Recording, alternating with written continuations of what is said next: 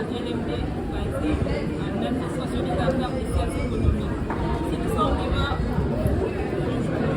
présenter notre travail de méthode et technique de négociation. Notre travail porte sur l'étude du cas de négociation et comprend l'approvisionnement avec les fournisseurs locaux dans les lignes de travail. Vous pouvez dire à mon ami de donner la première partie de notre travail.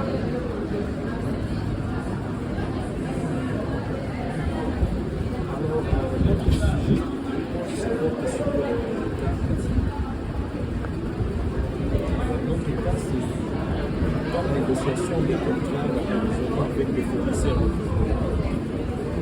Première partie, identification des cas de négociation. Pour les processus de négociation des contrats d'approvisionnement avec les fournisseurs, nous pouvons souffrir ici, soit perdre. Il nous faudra une amélioration des relations avec notre objectif qui est d'acheter localement nos chiffres. Les acteurs possibles dans cette négociation, nous pouvons citer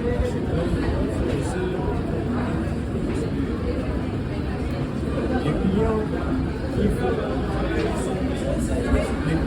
acheter ces produits dans la satisfaction de son besoin, nous utilisons les dates en achetant des produits moins chers et en évitant certains fournisseurs les profits de ces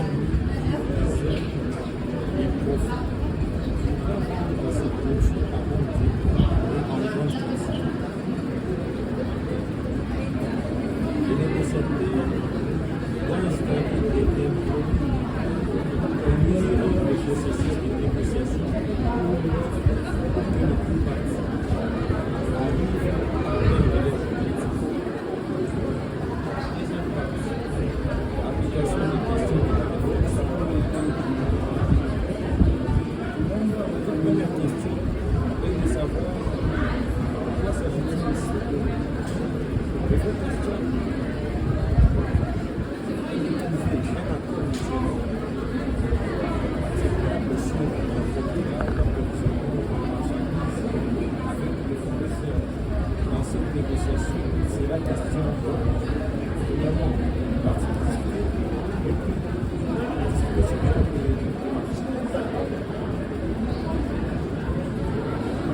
alors cette partie-ci, je vais essayer comme expérience. C'est convenu sur les transports. Par rapport à cette lorsqu'il y a une convention sur les transports de marchandises, nous devons normalement prévoir un moyen de transport, soit un montant qui va être supporté les moyens de transaction de cette marchandise pour atteindre l'endroit où nous-mêmes nous sommes en train d'exposer. Deuxième point, c'est de renforcer la relation de confiance avec les fournisseurs.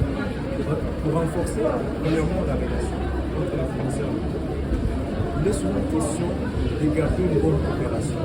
Et la coopération, je vois bien, c'est déjà parlé dans notre travail. Troisième point, discuter sur la durée du paiement ainsi que le moyen. Premièrement, cette durée de paiement ainsi que le moyen, ça permettra notamment d'avoir une rémunération une bonne rémunération dans notre société, et qui permettra peut-être de prendre ou de rendre courage à ces personnes-là qui travaillent. Alors, discuter des différentes réductions. La réduction qui permet de retenir les clients, parce qu'à chaque achat, un client peut faire confiance à notre société. Si une fois on a des réductions que nous lui proposons, par exemple, ça permet de retenir les acheteurs à rester fidèles par rapport à notre société. Et qui pourront peut-être revenir après et qui vont influer sur. Ici, je vais essayer de parler des enjeux qui peuvent survenir sur le marché. Les enjeux financiers comme les prix, les paiements des fournisseurs dans les pays. Les parties, peut-être en fait, il y aurait Les enjeux juridiques, notamment d'assurer la sécurité, les enjeux opérationnels comme le violon de l'étude et la réception de l'entreprise et la négociation. Il faut éviter les pièges, se concentrer uniquement sur les processus. Dans ce travail, nous avons traité des cas. Par exemple, l'achat d'immobilier par la subvention qui est l'un des fournisseurs. Deuxième question.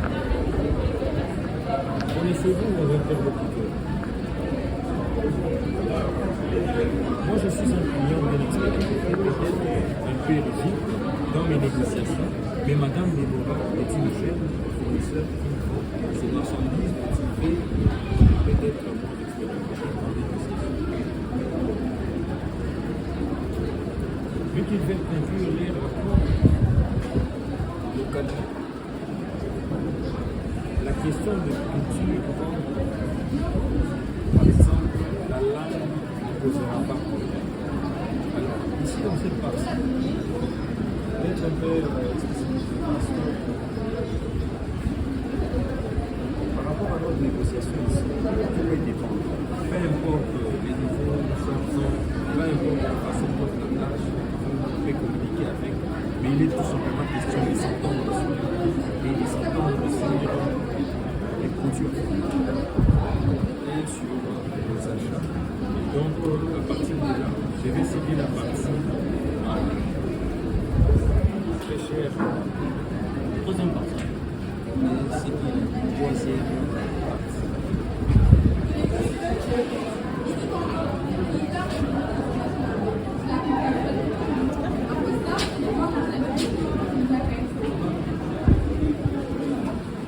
Alors, dans la troisième partie,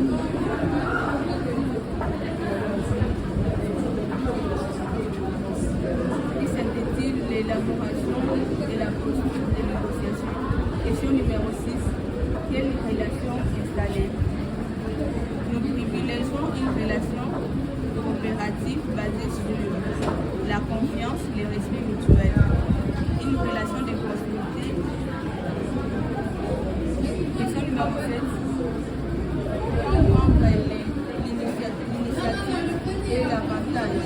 Monsieur Blanchard pourrait prendre l'initiative en proposant une offre concrète. L'avantage est d'échanger à au cours de la négociation. Question numéro 8. Comment traiter l'agression et prévenir les conflits? Pendant la négociation, pour traiter l'agression et prévenir les conflits, nous resterons calmes et professionnels. Relativiser les points de désaccord et chercher les solutions créatives. Si possible, nous mettons fin à la négociation lorsqu'on ressent que les choses ne viennent pas de l'état. Question numéro 1. Comment utiliser les persuasions? Nous utilisons les arguments juridiques pour montrer l'intérêt mutuel de la partie. Savoir dire non au non, mais fermement. Question numéro 10.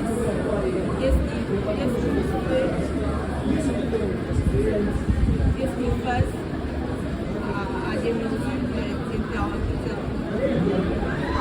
Nous sommes en face des interlocuteurs qui sont M. Blanchard et Mme Déborah.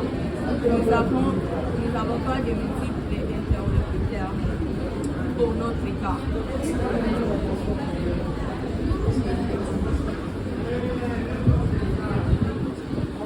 Je laisse la parole à mon ami pour continuer avec la question numéro 4.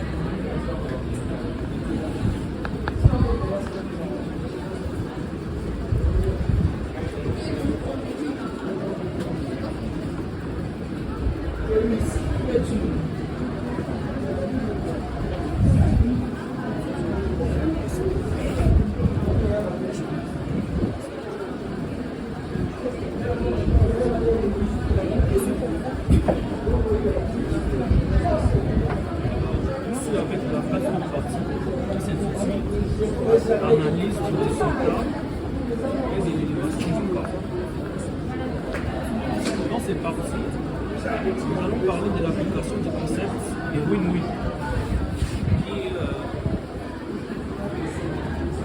un accord est trouvé où M. Blanchard obtient un achat légèrement supérieur à son seuil minimal, mais inférieur à celui seulement demandé par Madame Léon.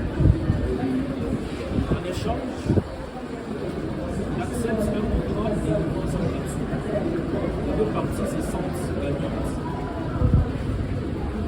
Nous allons passer maintenant à l'analyse des relations à long terme. Une bonne relation est établie entre M. Bouchard et Mme Desbois. Ils ont la possibilité des futures collaborations. Nous allons faire maintenant la synthèse des enseignements. Nous avons finalement compris l'importance de la préparation, de la compréhension des intérêts de chaque partie et de la recherche d'un accord mutuellement bénéfique. Nous avons fini avec la quatrième partie.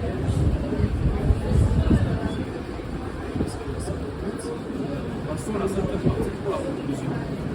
Et la cinquième partie s'intitule Retour d'expérience.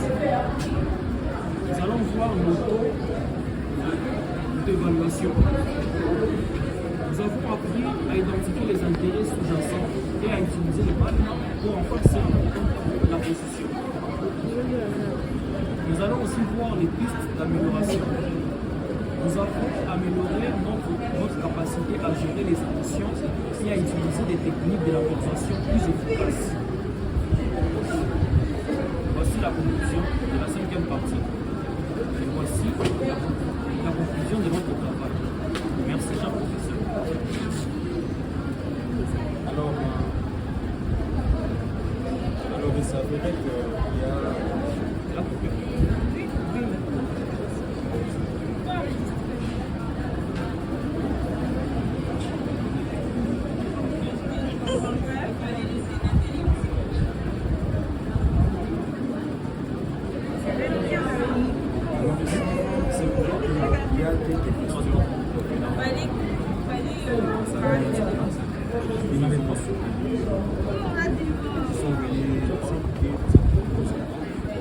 Alors, ils vont poser des questions et nous allons répondre.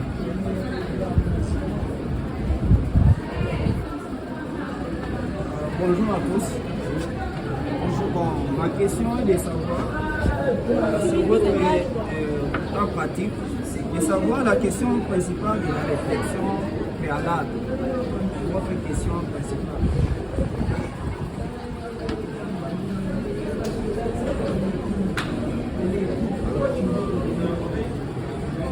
Actuellement, notre sujet, je vais dire, c'est une négociation de ces contrats d'approvisionnement avec les fournisseurs. Je ne sais pas si vous êtes satisfait par rapport à ça, soit il y a d'autres choses.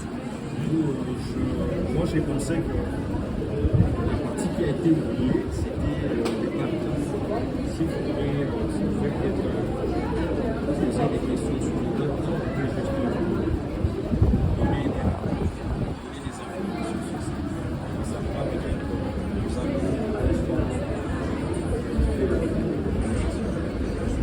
Merci, cher ami. Je pense que vous m'avez bien répondu. Merci beaucoup.